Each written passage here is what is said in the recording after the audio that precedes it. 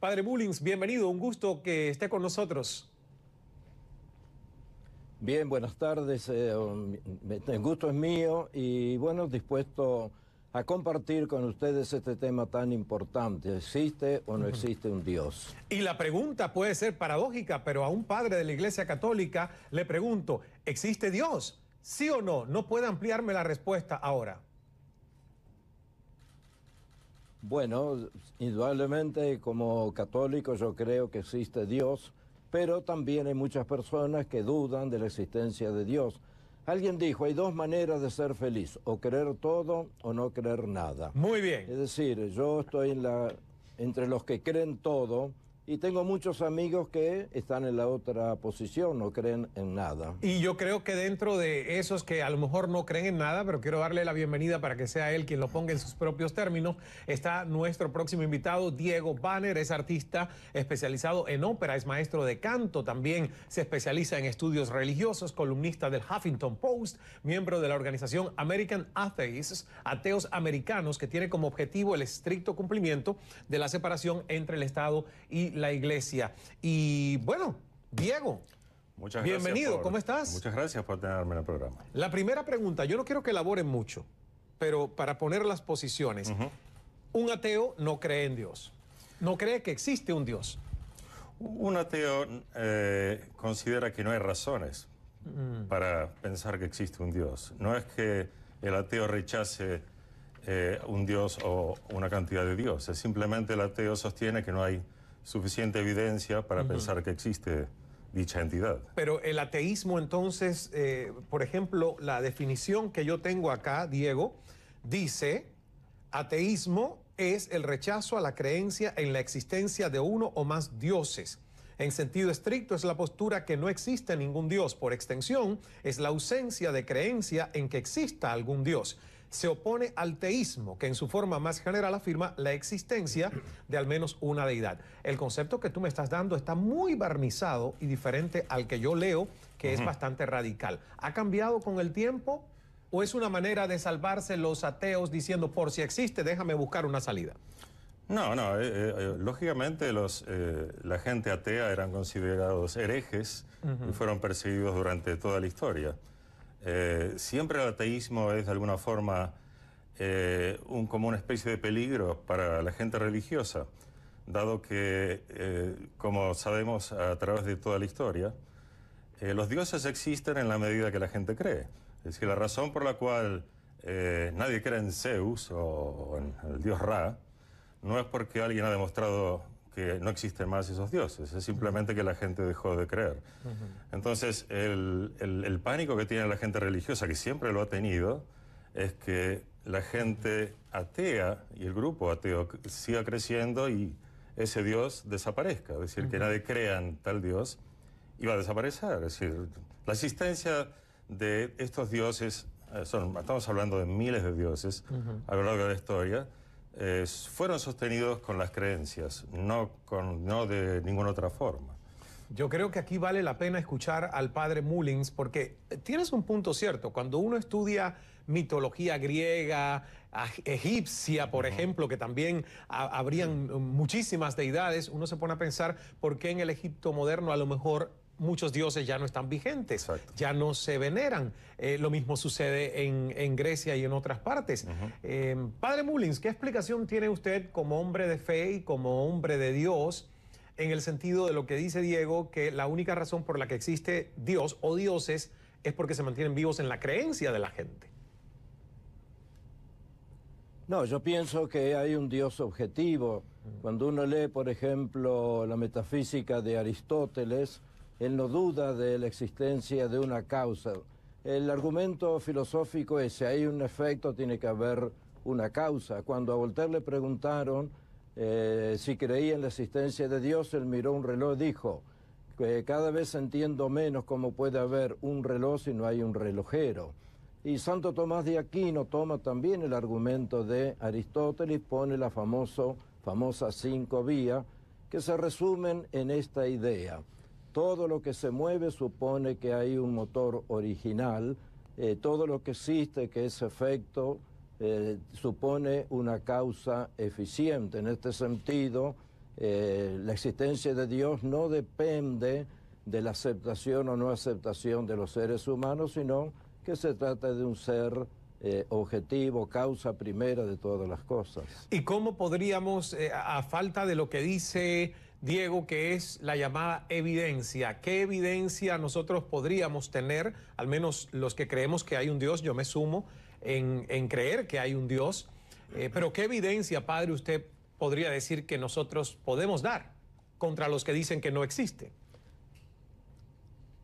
En primer lugar, yo quiero aclarar, tengo grandes amigos, incluso en mi país uno de mis mejores amigos, que ya lamentablemente no está aquí, y él siempre dijo que él nunca creía en la existencia de Dios. Sin embargo, era una persona que vivió haciendo el bien. Entonces, perdón, la pregunta otra vez, ¿cómo era la...? ¿Cuál podría ser la evidencia con lo que ha dicho Diego? Porque Diego dice que los ateos son personas que no encuentran razones para que existe un Dios porque no hayan evidencias para probar que existe un Dios en este mundo. Y yo digo, entonces, ¿qué tipo de evidencias nosotros podemos decir, los que creemos que hay un Dios, que son evidencias para que otras personas las puedan ver? ¿O simplemente está dentro de nuestra fe por ese Dios, que podría ser subjetivo a los ojos de un ateo o un agnóstico? Sí.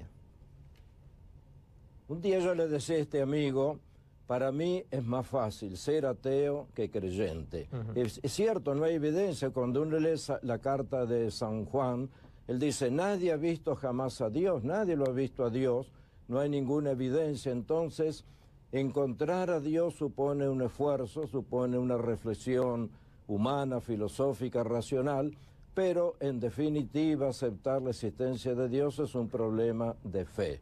Y sabemos que la fe no es fácil porque la fe es una búsqueda de Dios. A veces uno lo encuentra a Dios, otras veces no lo encuentra, o a veces lo ha encontrado y por alguna circunstancia trágica de la vida rechaza la existencia de Dios. Diego, en el caso particular de tu historia, ¿siempre fuiste ateo? ¿Siempre fue alguien que dudó de la existencia de un Dios? Siempre dudé, pero no siempre fui ateo. Sobre todo durante mi adolescencia tuve mis momentos que creí en un Dios, siempre un poco agnóstico, siempre con algunas dudas. Pero tuve mi momento cuando era más joven de confusión, digamos, ¿no? Nunca tuve la certidumbre, porque como bien ha dicho el padre, no hay forma no tenemos una evidencia. Pero tuve mis dudas a través en la escuela que fui, a través de mis amigos. Uno tiene esas presiones sociales que le hacen dudar. Pero con el pasar del tiempo y con la información y con la tecnología y con lo que sabemos del cosmos y estudios arqueológicos, que cada vez mi postura fue más, pasé de agnóstico a ahora que soy ateo, ¿no? No creo que exista, al menos no creo que exista tal Dios personal. Cuando hablamos, Dios personal. Un Dios personal. ¿Qué quiere decir eso? Que es el teísmo, que es lo que los cristianos, el judaísmo, el islamismo creen. El Dios personal es aquel que uno le reza, el que responde los rezos, el que está observando qué comidas, qué dieta uno hace, qué días. O sea, que tú uno piensas observa. que Dios puede tener tiempo para observar qué comidas uno...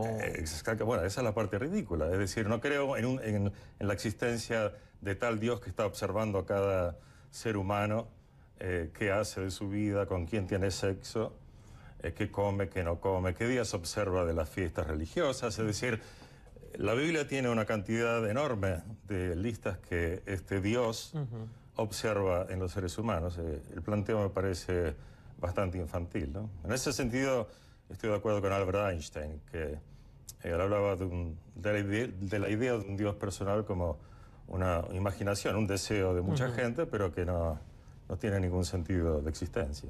Ahora, padre Mullins, en el caso de las religiones, ahí sí hemos visto cómo el concepto Dios se ha utilizado de manera totalitario, intolerante, excluyente, porque muchas religiones por siglos han sido justamente la causa de que la gente se vaya a las guerras por defender un supuesto Dios. Y en el nombre de Dios se han cometido los pecados o los hechos más horrendos en la historia de las civilizaciones humanas. ¿Cómo uno puede explicar entonces esto y hasta dónde está Dios y hasta dónde el dogma y las instituciones creadas por el hombre para defender en el nombre de Dios ciertas ideas?